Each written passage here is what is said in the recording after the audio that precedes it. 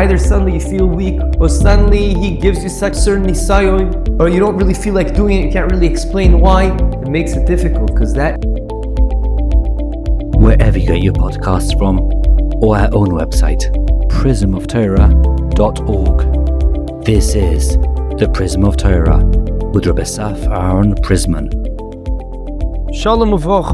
In this week's Parsha, we all know that famous episode that Bnei Yisrael asked Moshe Rabbeinu, let's send messengers, spies, to check out if the land is ready for us to conquer. Even though HaKadosh Baruch Hu told them it's ready to conquer, so why did they ask to go? That is why Hashem got upset, but it became even worse than that. Because what happened was, when the Shlichim, one from each tribe, came back, the Meraglim said, oh no, this is not a good place for us. The land eats its own people. Eretz ochelet yoshveha. The only two people that actually fought back and said, what are you talking about? HaKadosh Baruch Hu wants us to go in, everything will be fine. It's not true what you're saying. Was Kalev ben Yefuneh and Yeshua ben Nun. I want to share with you a Mordecai idea brought down by the Saba Mikelen. He asked the following. Hare, we know that what happened was that HaKadosh Baruch Hu got really upset. Moshe Rabbeinu communicated this to Bnei Yisrael and he said, what are you guys doing?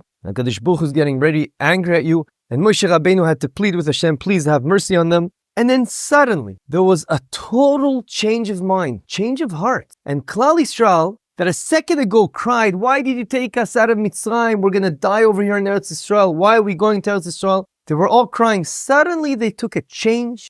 There was a change of heart, and they said, Alon ale, yalla, let's go. Ask the Saba Mikelim, what happened? Hare, it's the same Klal Yisrael that chanted, no, we can't go in, this is crazy. Ad kedei kach, they were willing to go against Moshe Rabbeinu. And how do we know that? Because Kalev ben Yefuneh, the only way he was able to get his voice heard is because he faked them out. He said, he pretended to be like the other Meraglim, saying, and he started off speaking in a way that would be misunderstood, and they would think he's also saying something bad about Eretz Yisrael. And he said, and you know what also Moshe Rabbeinu told us? He called him the son of Amram. You know what he also told us? And then he suddenly said something good. So you see that everyone was against Moshe Rabbeinu, meaning they didn't trust Moshe Rabbeinu. So what if Moshe Rabbeinu is telling them, you made a mistake, Hashem is upset at you? And so what if they even saw people getting killed by HaKadosh Baruch Hu? They said bad things about Eretz Yisrael. At the end of the day, everything can be interpreted in any way that we want based on our hearts. And they obviously interpreted the situation wrongly, and they said, this is a bad place. We are not ready to go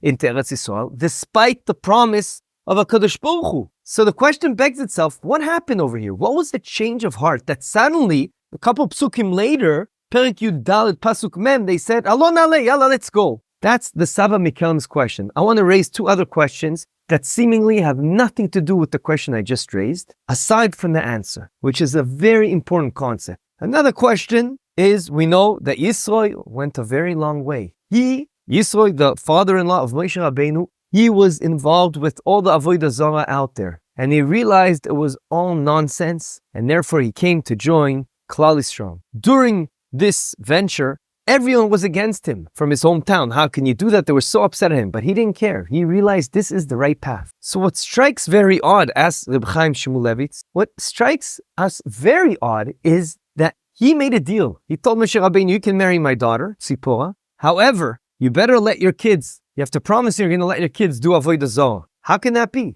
First of all, how did Moshe Rabbeinu agree? That's also a question we're not going to deal with now. The Baal HaTurim answers that. However, the question that is interesting for us right now is how can it be that Yitro, that said, that realized what life is all about, is suddenly telling Moshe Rabbeinu, let the kids go in the way of Avodah Zarah, which at the end of the day, that is what happened. The grandson of Moshe Rabbeinu went that way with Pesel and Micha, whatever the story over there is. The question begs itself, how did Yitro allow this to happen? He realized what life is all about. Another question that seemingly is unrelated, but in the answer will be related. HaKadosh Baruch Hu tells Moshe Rabbeinu to tell Klal Yisrael, please, when you leave Mitzrayim, do me a favor, please, na. Rashi says this in the Chumash and Gemara and Balchus. Na is Lashon Bakasha. I'm begging you and I'm asking of you. Please, when you leave Mitzrayim, make sure you take with you gold and silver from the Egyptians. Why? Because I don't want Avraham Avinu, who already passed away by this time, to say, HaKadosh Baruch Hu only meant half his promise. He meant his promise that he said that you're going to have, coming out of you will be a nation that will work really hard and will be slaves in Egypt. Avdu ve'inu tam kiem. HaKadosh Baruch Hu was mekayim this promise. However, vayetzu b'rechush gadol, that they're going to leave Mitzrayim with a lot of treasures that he didn't fulfill. So please, ask of them to take silver and gold from the Egyptians as they leave Egypt. And the question begs itself, what do you mean? Of course they're going to take. If they have the opportunity to take, they are going to take. So what's going on over here? Says the Saba Mikelim to answer the first question we started off with, which is on this week's Parsha. And he says, I want to tell you something. You know what changed? What changed is very simple. Until now, they were commanded to go to Eretz Yisrael. After the way they acted and reacted to HaKadosh Baruch Hu's request to go to Eretz Yisrael, there is no more commandment to go to Eretz Yisrael. And that's why Moshe Rabbeinu said, too little, too late. It's going to be a destruction if we go in now. We cannot go in now. The whole difference is that they were not commanded to go into Eretz Yisrael. And I want to elaborate on the Nekuda. There's a concept called, Reb Chaim Shmulevitz says in a different Parsha, thanks to my friend of Yitzi Tzvei, who went to his Shiurim, so he can tell you where everything that he says, where you can find it. Reb Chaim Shmulevitz says, the concept of Gadol Mitzvah Ve'oise. Why is it that we get more reward when we're commanded to do something and we do it, as opposed to a case that we're not commanded and we still do the right thing? So, first of all, it's Taisus in Kiddushin says, the answer to that is, when you're forced to do something, you're very worried. You need to do that. You're commanded to do that. So you're sweating, you're nervous. Am I doing it the right way or not? But if you don't have to do it, you have nothing to lose. Okay, it's only a win-win situation or win-neutral situation. Either I managed to do it properly or I didn't. So you're not nervous. But when you say, you know you need to do something, then you're nervous. Oh no, what if I didn't do it the right way? That's the simple pshat. But there's another element that I want to elaborate on, and that's the idea of the Saba Mikelim. It's another way of understanding why is it true that Gadol HaMetzuva V'oise yoter mimi she'eno metzuva v'oise. And this idea can be split into two. When a person is forced to do something, and this is a major concept to know, then it's hard for him to do it because it's not him. He's being forced to do it. You have to be really on a high level, a true eved, a servant, a slave for your master, that you're really willing to put your head down and accept upon anything your master says without any cheshbonot, which is a true eved Hashem, and then you'll manage to do it. But if it's not like that, anytime someone forces you, you're like, this is not me. He's forcing me. So it's hard to do something you're being forced to do. And hence, the reward is also a lot better because it's harder to do such a thing. That's one aspect. But the second aspect is something unique that HaKadosh Baruch Hu placed in the spiritual DNA of the world, which is when we are mechuyav, when you're mechuyav and forced to do something, you're mitzvah to do something, the Yetzer Hara starts jumping up and getting into your way and making it difficult for you. And it comes in different permutations.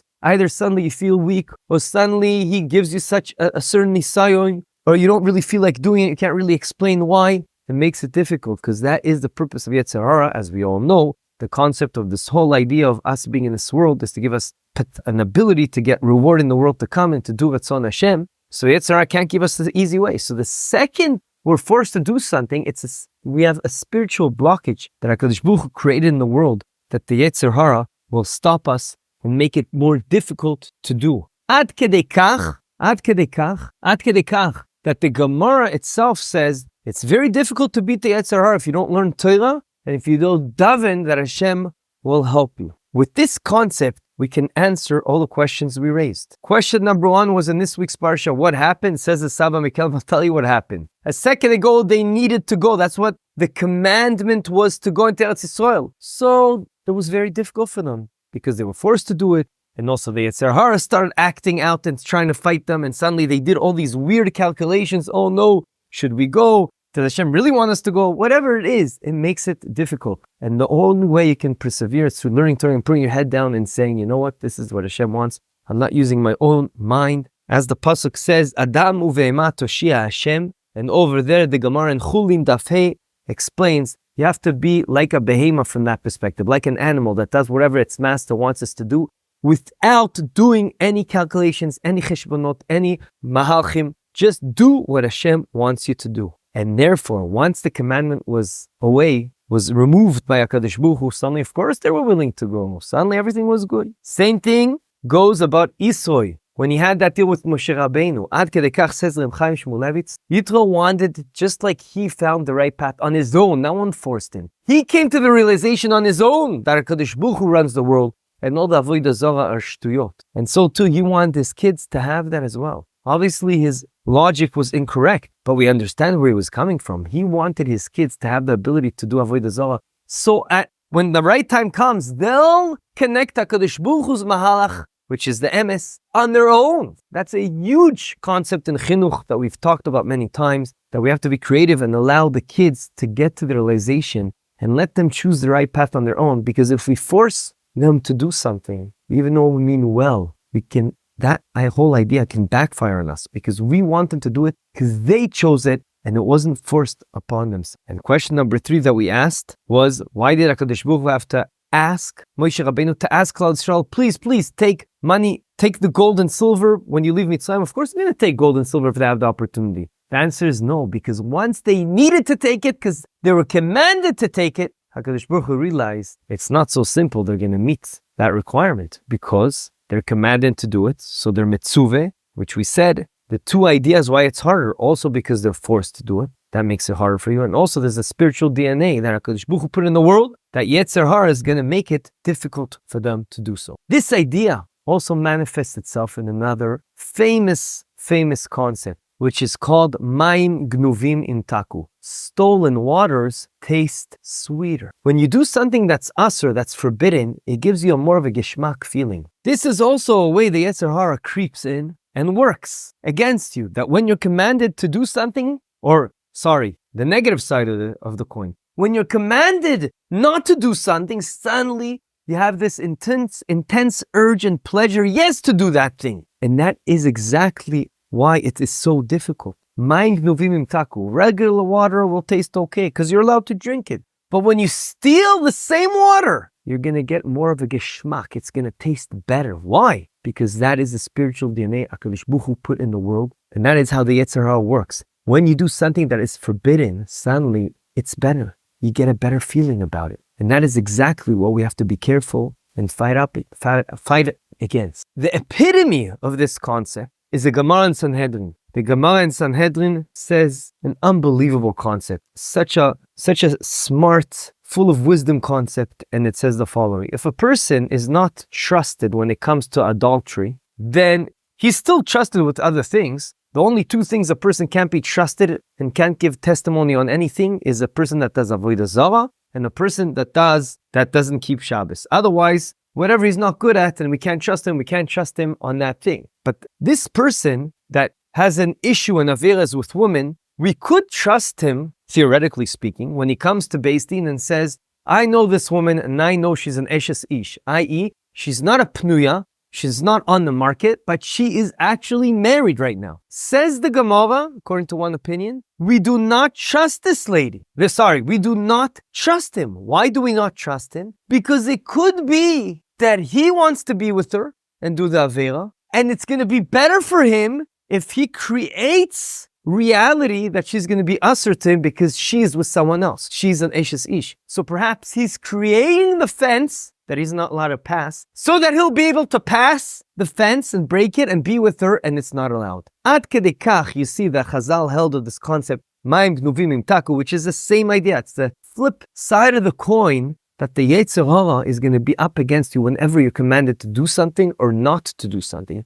It becomes a lot more difficult. I want to end off with a story that I think brings out this point in an amazing way. Before we do so, I just want to say, practically speaking, what can we take out of this? We have to take out of this. Says Rav Sternberg Shlita says, when you take something upon yourself, try to take it in little pieces. Don't start saying, from now on, every day I'm going to do something huge. No, say I'm going to try this out for 3 days. Because if you take something huge suddenly, the Yetzer Hara is going to be right up against you and make it very, very difficult. Ad kedei kach, now my personal 2 cents over here is perhaps that's why we have an opinion in the Gemara Nedarim that says if you take a neder upon yourself and you say, from now on, I'm never doing this bad thing, or from now on, I promise every day I'm going to do this good thing. That's also, why is it a chet? It says that you're sinning from a certain perspective unless it's very unique circumstances. Why is that? Perhaps it's because it's going to be very difficult. Once you promise you're going to do something, the Yetzer Hara is going to be up in arms against you in an extreme way. So we have to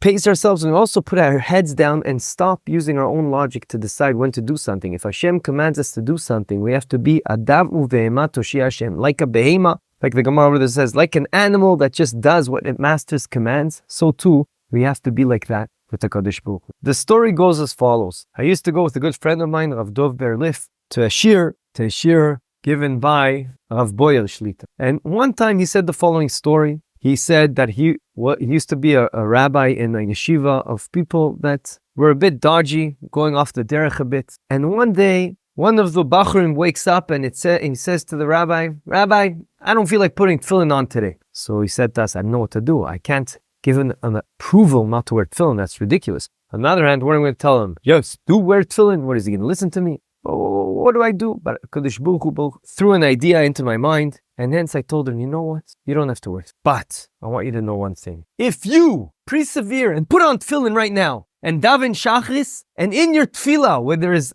an opportunity to daven for someone else, you will daven for me and my family, and I'll tell you exactly what to daven for. And there are areas in Shmoneh Esrei where you can add that. I will take you on my next trip in a couple of months. I go to Poland to Kivrei Tzadikim, and I'm going to take you with me. The person was in shock. Me? Yeah, you. I could see your tefillah, your davening is going to be unbelievable. He goes, my davening is going to be unbelievable. You say my davening is going to go up to the sky. It doesn't even pass the roof of this show. He said back to him, let me explain. We all know that there are different times during the year that are very unique, special times, mesugal times that we can connect to Hashem and reach a high level. Every Shabbos is like that. We also know about the Moadim, Pesach, Shavuot, Sukkot, etc. But and we know exactly when those times are. However, each individual has also a very unique, special time you can connect to Hashem and reach high level. You know when those times are? We don't really know. But there is someone out there that knows. That's the evil inclination, Yetzer Hara. And that is when we find it difficult to do something, more difficult than usual. Suddenly, punkt, today, you found it difficult to wear tefillin. A person sometimes finds it very difficult to wake up early in the morning